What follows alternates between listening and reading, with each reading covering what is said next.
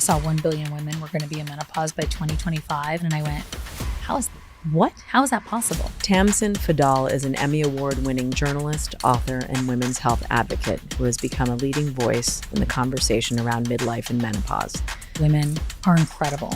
We educate one and they talk to 10. And then those 10 talk to 30. Through her book, How to Menopause, and her online community, she's helping women reframe this stage of life as a powerful new beginning.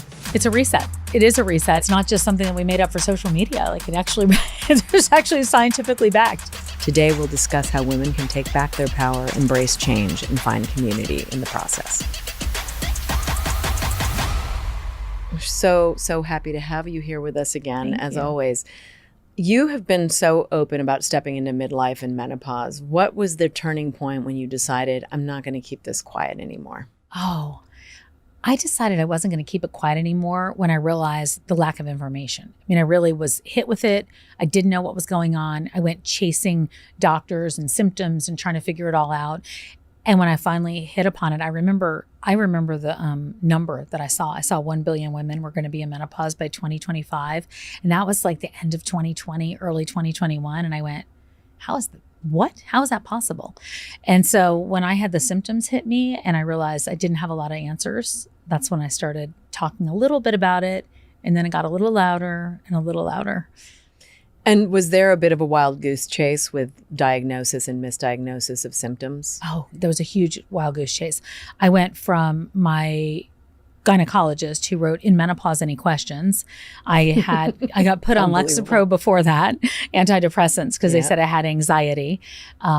And then I went from there to somebody else who said, oh, I can do a bunch of pellets and then you'll have a big sex drive.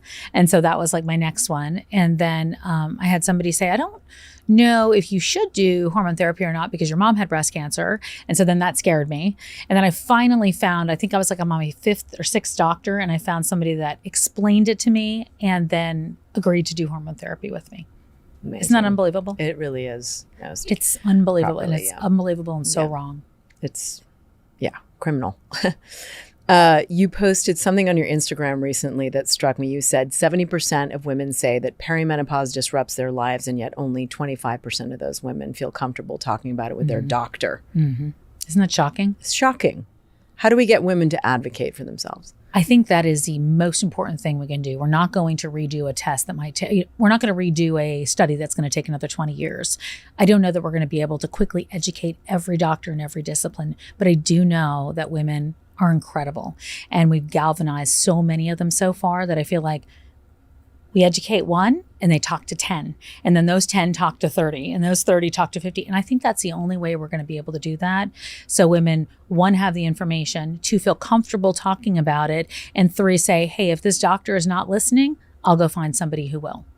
What do you think is the biggest misconception around the onset of perimenopause? I think the biggest misconception about the onset of perimenopause is how early it can start and what those symptoms look like.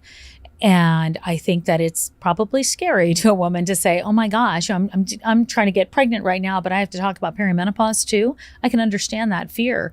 But I do think we should have a baseline where a woman goes into any doctor and there's a baseline set up at 37, 38 years old that says, hey, if you're experiencing any of these symptoms, 20, 30, give them whatever you want to give them, that we should talk about perimenopause. I think we've made it such a division, like that happens when you're young and this happens when you're old, instead of it being one course, that we do ourselves a disservice and we do young women a disservice. What are some of the misconceptions around starting HRT 10 years outside of menopause? Guidelines say that, when a woman is 60 or 10 years past when they hit menopause, the average age in the US is 51 years old.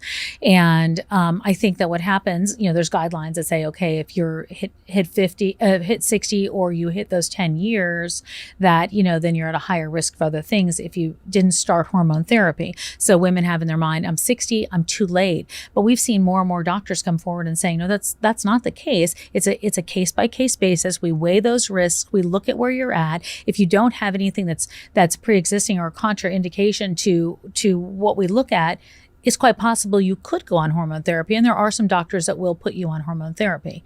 Now, if that is not an option for you and you've hit a time where you can't do that, there are still other things to take in mind to counter some of the things we've talked about.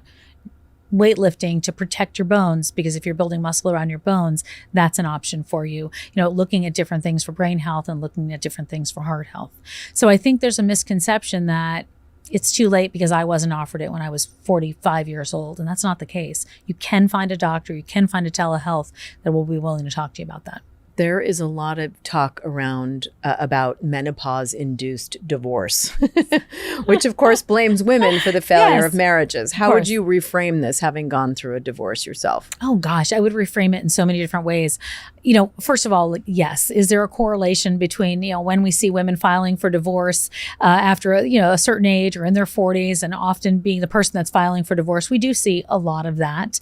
But I don't think there's anything that particularly indicates that, women are at fault because they don't want to have sex anymore, and that's why there are divorces. And I want to stop that narrative, because that's not the case. Oftentimes there are relationships that break down.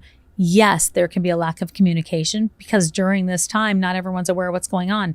Men certainly haven't been aware of it, and women are just learning about it. And so if we put all those things together, I think more than anybody who should learn about menopause and perimenopause are the therapist, to really understand what's going on there. Because look, I had a lack of libido, a lack of interest, and realized what was going on, and went to the doctor and got on hormones, and everything's been going great. But to blame women during this time in life is not the way I want to see it. However, I am aware that, that happens. It can also be that the relationship's run its course. It can also be that you've gone somewhere else. It could also be that you came to this chapter in your life and went, wait a minute, I'm unfinished. Like, this is not what served me before. It's not where I want to be going forward. I mean, I think often it's the case that women, sort of the scales sort of fall off their eyes because they don't have their usual buffers and, pleasing tendencies, yes, which is nice. And I think there's something great. It can be very inconvenient and it can be painful, but I also think it's I just can't take it anymore. This isn't where I am anymore. Yeah, I agree with you. And I think there's there's the biology around it too. I mean, that is what happens when we hit this time in our lives. Yeah, this idea of, giving fewer Fs is not, it's not just anecdotal. There is a kind of neurological signature to that where, certain parts of the brain go on and offline at midlife, and, you're like, I'm done. It's a reset. It is a reset. And it's not just something that we made up for social media. Like, it's actually scientifically backed. You've also been open about ADHD. Yeah. Your ADHD. Yeah, which I didn't even know. Yeah. And how menopause can exacerbate that. And I think also it's for women, I think it shows up differently than it does for men. Yeah. Talk to us about your ADHD. Yeah, I had no idea. And I was talking to my therapist, and she said to me, I think you need to talk to somebody that actually knows a little bit more about this. And so I talked to somebody that specialized in that. And he said, yeah, this is where I think you are. You need to come and now go through all the process. Of course, I kind of joked about it, but not really. I'm like, oh, I sort of forgot I needed to do that. Once that was the diagnosis. And I had no idea what it was. I think I thought it was something that happened when you were younger, because I remember a lot of the young boys that were diagnosed with something like that. And at that point, it was ADD. And I remember my cousin was given, pills for it and behaved in school as a result of it. But I had no idea what it was, but it was lack of focus, which I blamed on everything. I blamed on menopause because there's a lot of correlation. It was so many thoughts going through my head. I couldn't function or focus in any way. And then I went on to interview somebody to really dig into it more. And it was like every one of these things that I would have said, oh, I'm overly ambitious, or I'm just got a busy list, I've got too much to do, or the paralysis and the shutdown of things is also is also part of that. And I didn't understand it. And once I did, I was like, oh, I get it. You've built an online community where women can talk about menopause openly, which is wonderful. What are you hearing women talk about most right now? Oh, I love this. It's interesting. I hear women still very frustrated that they can't find a doctor or help. So that's very confusing and irritating to them because they're learning so much. I think the other big conversation is revolving around partners and men, which I think is encouraging to me. I'm seeing that more of, so we're trying to respond to that. And then I think the third thing is, and I think there's still a lot of confusion about it. I think there's a lot of confusion about perimenopause, and there's still a lot of confusion about menopause and what can be done. And I think that a lot of women are still very afraid of hormone therapy or menopause hormone therapy. I think they still believe that it's not safe for them, and then they want to know what the other options are. Not safe, and I think some women, if they are not fully informed, almost wear it like a badge of honor, like I can gut through this the way I have everything else as a woman in my life, which I think is another problem because, and this is the thing that I always find myself, anybody who will listen, I will say, that's fine, but you're only hurting your bones, your heart. I know.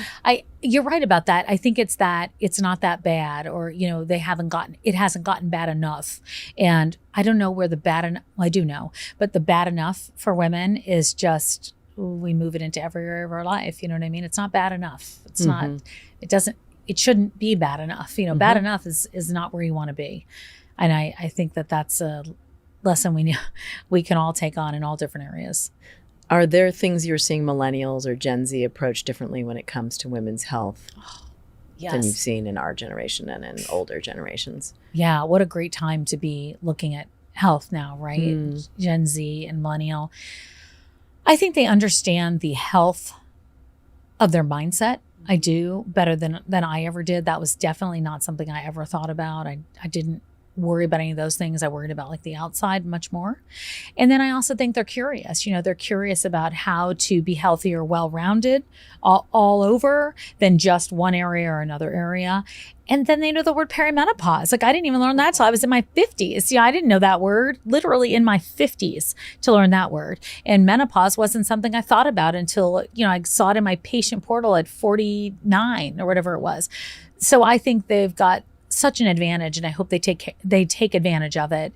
And I hope that they think of those things that we've talked about: bone, heart, brain, versus hot flashes, can't sleep, and weight gain or libido. Yeah, I really do.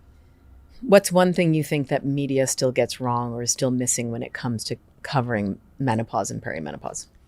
I think a lot of media is still missing the fact that we tie it up into age in a big way. And I think it is always tied up into midlife. So I always worry about the word midlife because I think in my brain, midlife was 50 plus. And I think midlife is much younger than that, obviously. And so I do think that we've tied it up into ageism and sexism. And that's why it's gotten the word taboo. I mean, taboo was a word that was constantly used about menopause for a long time. And so I think, I didn't even talk about menopause on television for years until I started bringing it up. And even then it was like, oh, she's talking about that again. She's on the loose, So I think that we do get that wrong when we tie it into age. I think that's a problem. And then we tie it into, it's just a woman's problem. And that's not what it is. And I think that that's two things.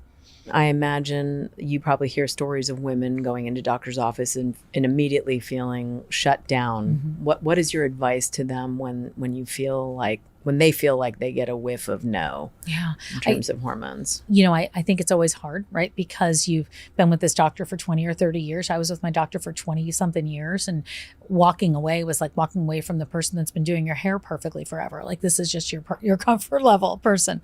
But I think you've got to turn to something else. And whether that is telehealth, whether that is finding another doctor, whether that is, going to the Menopause Society and seeing if there's another doctor in your zip code that is menopause certified, which is really important. You've got to find somebody that's comfortable, that doesn't make you feel like something's wrong with you because you're bringing it up, or you're not strong enough because you're bringing it up, or you're not suffering enough because you're bringing it up. And I think that women feel that and have not heard that it's okay to walk out of there.